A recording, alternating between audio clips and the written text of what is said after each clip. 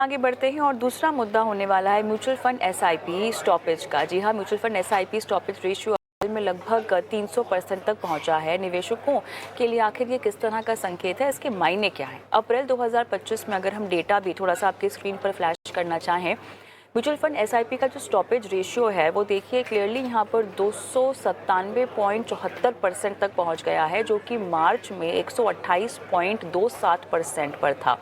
अप्रैल 2024 में ये आंकड़ा हमने देखा 52.24% से काफ़ी अधिक रहा है। अब इसका अर्थ ये है कि जितने नए एसआईपी शुरू हुए हैं उससे लगभग 3 गुना एसआईपी या तो बंद हो गई है या तो उनकी अवधि पूरी हो गई है। हालांकि इस अवधि में एसआईपी जो इनफ्लो है वो एक और नए रिकॉर्ड पर पहुंच गया है। 26,632 करोड़ के रिकॉर्ड स्तर पर ये आंकड़ा पहुंचा है। अब क्लियरली ये दर्शाता है कि निवेशकों ने बड़े पैमाने पर निवेश भी किया है। लेकिन हम आज यहाँ कोशिश करेंगे जानने की कि आखिर एसआईपी बंद करना एक समझदारी भरा कदम है या बाजार में अस्थिरता के कारण एक रिएक्शन है जो निवेशकों की तरफ से हमें दिखाई दे रहा है। और इसी पर बात करने के लिए अर्नब पंड्या, फाउंडर मंडी एडू स्कूल, भी मेरे साथ जुड़ गए हैं। अर्नब जी, आपका बहुत बहुत धन्यवाद समय दिया आपने इस पेशकश के लिए। अब थोड़ा सा हमें एसआईपी स्टॉपेज रेशियो का मतलब समझना है, क्योंकि इसमें हमने देखा है कि तेज़ी आई है, 300% तक ये नंबर पहुंच चुका है। इसका मतलब क्या होता है, कितनी चिंता की बात है, कैसा इससे मैसेजिंग जा रहा है, इंडस्ट्री को संज्ञान क्या लेना चाहिए, वो बाद में समझेंगे। लेकिन पहले एसआईपी स्टॉपेज रेशियो होता क्या है, ये बताइए। देखिए, हर महीने जब कोई भी निवेशक निवेश करता है तो काफी सारे लोग एक सिस्टमैटिक इन्वेस्टमेंट प्लान के माध्यम से निवेश करते हैं, जहां पर हर महीने या हर एक रेगुलर इंटरवल पे एक निवेश जाता है। इसे हम एसआईपी कहते हैं। अब एक तरफ एसआईपी नई चालू हो रही है तो उसका एक आंकड़ा रहता है। उसके सामने एसआईपी जो बंद हो रही है वो उसे एसआईपी स्टॉपेज कहते हैं। तो जब आप ये आंकड़े को देखते हैं तब आपको एसआईपी का स्टॉपेज रेशियो पता चलता है, जिसमें आपको पता चलेगा कि एसआईपी खुलने के मुताबिक उसके सामने कितनी एसआईपी बंद हो रही है। तो ये एक फिगर है जिससे आपको पता चलेगा टू द एक्सटेंट कि कितनी एसआईपी इन न्यूमेरिकल टर्म्स, क्योंकि यहाँ पर हम अमाउंट के बारे में बात नहीं कर रहे हैं, नंबर ऑफ एसआईपी के बारे में बात कर रहे हैं, वो कितनी बंद हो रही है उसका ये इंडिकेटिव फिगर है। ये रेशियो जिसे हम कहते हैं एसआईपी स्टॉपेज रेशियो। अब इस इंडिकेटिव फिगर को हम कैसे समझे, क्योंकि एक तरफ एसआईपी का जो नंबर है वो तो रिकॉर्ड स्तर पर पहुंच गया है। क्या घबराहट हो रही है लोगों को बाजार की वॉलेटिलिटी को देखते हुए? क्योंकि एसआईपी के जो नंबर्स हैं जो 26,600 करोड़ के पार पहुंचे हुए हैं, ये भी कहीं ना कहीं ये तस्वीर दिखा रहे हैं कि लोगों ने अपना पैसा जो है वो डाला है बाजार में।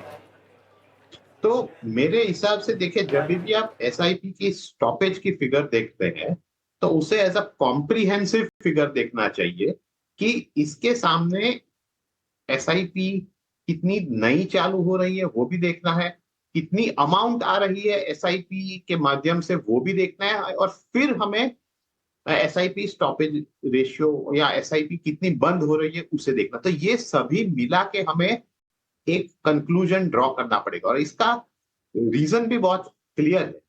देखिए, कई बार क्या होता है कि म्यूचुअल फंड्स थोड़ा क्लीन अप भी करते हैं कि कई बार एसआईपी थोड़ी चल रही होती है, बीच में कोई तकलीफ आ गई तो वो अटक गई होती है। तो ये सब अटकी हुई एसआईपीज या जिसमें कोई टेक्निकल इश्यू, वो कभी म्यूचुअल फंड एक साथ बंद कर देते हैं ताकि वो आउटस्टैंडिंग न रहे। तो ये क्लीन अप प्रोसेस भी कई कई बार होता है, और मेरे हिसाब से शायद अप्रैल महीने में भी ऐसा भी थोड़ा एक फैक्टर रहा है जिसने ये एसआईपी क्लोजर को थोड़ा ऊपर जाने के लिए आपको फिगर्स दिखाई दे रहे हैं। दूसरी बात यह है कि निवेशक किस तरह से एक्शन लेता है।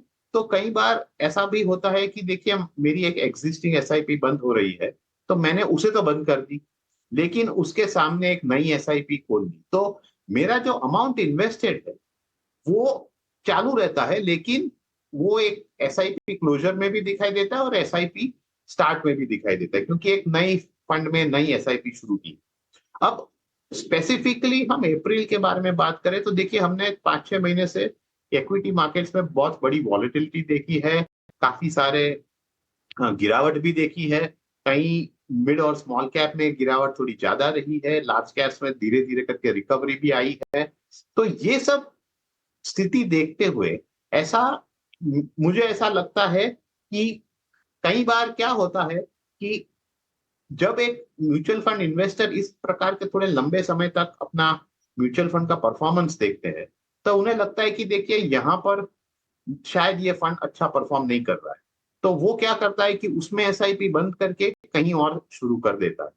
तो ये एक काफी बड़ा कारण हो सकता है जिसके लिए आपने एक एसआईपी का नंबर थोड़ा हाई, क्लोजर का हाई देखा है। लेकिन उसके सामने आपको ये भी देखना होगा कि 46 लाख नई एसआईपी चालू हुई। अब मार्च का ये फिगर 40 लाख का था, यानी कि मार्च की तुलना में एक्चुअली 6 लाख नई एसआईपी चालू हुई है। शायद उस हिसाब से आपने देखा कि जो नेट अमाउंट है एसआईपी का वो 26,400 के पार है, जो एक नया रिकॉर्ड। तो ये एक बहुत इंपॉर्टेंट है। चीज है कि आप हाँ, मल्टीपल शायद छोटी छोटी एसआईपी बंद करके उसे कंसोलिडेट भी कर सकते हैं नए SIP में, जिससे ये फिगर पे असर होगा। नहीं, लेकिन अब इसमें एएमसीज और डिस्ट्रीब्यूटर्स के लिए किस तरह का मैसेज जाता है? बिकॉज वो तो लगे रहते हैं लोगों को ये सिखाने में कि अपनी एसआईपीज आप बंद ना करें।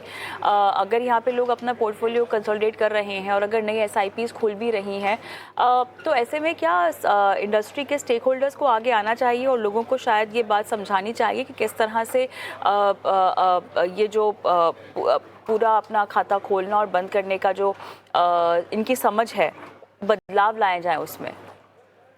देखिए, as a matter of fact आपको कई बार एसआईपी स्टॉपेज तो दिखा ही देगा, क्योंकि अगर आपकी एक पुरानी एसआईपी खत्म हो रही है और आप उसे कंटिन्यू नहीं करते हैं तो वो एक स्टॉपेज में तो आ जाएगा। अब प्रश्न यही है खास करके म्यूचुअल फंड इंडस्ट्री के लिए और सभी डिस्ट्रीब्यूटर्स के लिए कि ये जो पैसा आप बंद कर रहे हैं, क्या वो निवेश वापस हो रहा है कहीं और? क्योंकि आज की तारीख में जब हम आंकड़े को देखते हैं तब ये स्पष्ट है कि शायद कई इन्वेस्टर्स छोटी छोटी रकम को कंसोलिडेट करके एक बड़ी रकम में डाल रहे हैं, कई निवेशक एक अंडर परफॉर्मिंग फंड से अपना पैसा ट्रांसफर करके कोई नए फंड में डाल रहे हैं। तो at least as a mutual fund industry as a whole आपका पैसा म्यूचुअल फंड्स में ही आ रहा है। तकलीफ तब होगी या तकलीफ तब होती है जब इन्वेस्टर्स का विश्वास आइदर इक्विटी मार्केट्स पे या म्यूचुअल फंड से उठ जाता है। तब क्या होता है कि आप म्यूचुअल फंड्स की एसआईपी बंद करते हैं लेकिन वो पैसा वापस म्यूचुअल फंड्स में नहीं डालते। एज ऑफ नाउ ये स्थिति नहीं है, क्योंकि हम देख रहे हैं कि ये मनी वापस एक बार फिर से खास करके इक्विटी म्यूचुअल फंड्स में ही आ रहा है और शायद ज्यादा अमाउंट आ रहा है, ताकि जो निवेशक है वो अपना allocation at least equity mutual funds की तरफ तो उन्होंने बरकरार रखा है as a means of regular saving. So ये और द मोमेंट एक अच्छी बात है, क्योंकि इतने टफ समय में भी इन्वेस्टर्स ने अपना निवेश जो है वो चालू रखा, वो एक अच्छी बात है। लेकिन इसका मतलब ये नहीं कि म्यूचुअल फंड्स को कॉम्प्लेसेंट होना चाहिए। उनको हर एक बार इन्वेस्टर्स को सर्विस करने के लिए उनकी रिक्वायरमेंट्स की तरफ ध्यान देना ही रहना पड़ता है, क्योंकि इन्वेस्टर्स का कॉन्फिडेंस बनाए रखना और उनको जो चाहिए, जिस प्रकार के इन्वेस्टमेंट प्रोडक्ट्स चाहिए, उस पर ध्यान रखना बहुत जरूरी है। और बहुत बहुत धन्यवाद अर्नब जी, आपने समय दिया और इस पूरे मसले को समझाया दर्शकों के लिए। हम रुकते हैं छोटे से ब्रेक के लिए। ब्रेक के उस पर आपके सवालों के जवाब।